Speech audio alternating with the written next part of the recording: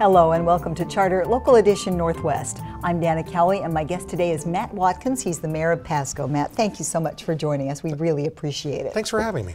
You have probably the most dynamic community in the three cities in the Tri-Cities area, and your population has doubled in the last decade? 12 years. It's amazing to see Pasco is now the second largest of the three cities. And you've had to make some dramatic changes and moves to keep up with all the growth. Can you tell us a little bit about that? Yeah, dealing with that growth, of course, has its challenges, but there's the wonderful thing is that you also have cultural opportunities, and that comes with being an increasingly metropolitan city, as well as part of the increasingly metropolitan Tri-Cities. Yes, and you've received some sales tax money to put to use for criminal justice recently. Yeah, one of the challenges Pasco, particularly in the 80s, I think was a bit of a low point, and the crime rate was much higher back then, and we've done an incredible amount of work on that. And most recently, taxpayers of the whole county have said we want to add 0.1% sales tax for criminal justice purposes. Pasco, most visibly, has added 4 police officers recently, and we just started up a street crimes unit, and in their first month of operation, they've had some incredible successes focusing on particularly gang activity.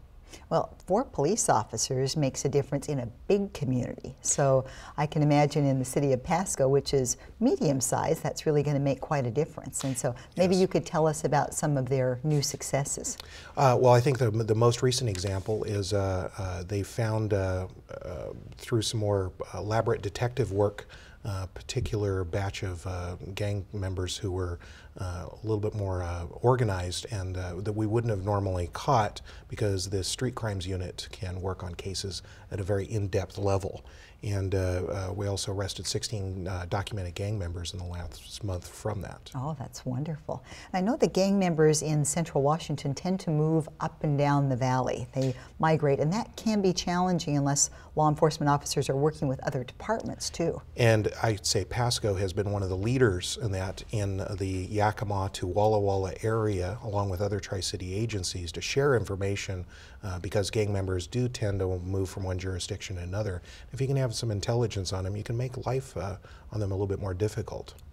And for your staff, I know that for the police force, when you get an infusion of a good unit and a few more police officers, it really does a lot to boost morale, and people aren't quite so burned out and exhausted, and that goes even further to help the law enforcement angle of it.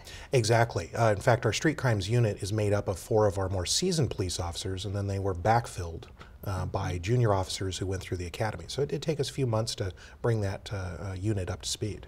Well, and as this money continues to come in, what do you plan to do next to continue to your good role? Yeah. Well, the other thing we're also doing too is we also are adding municipal court space in conjunction with the county.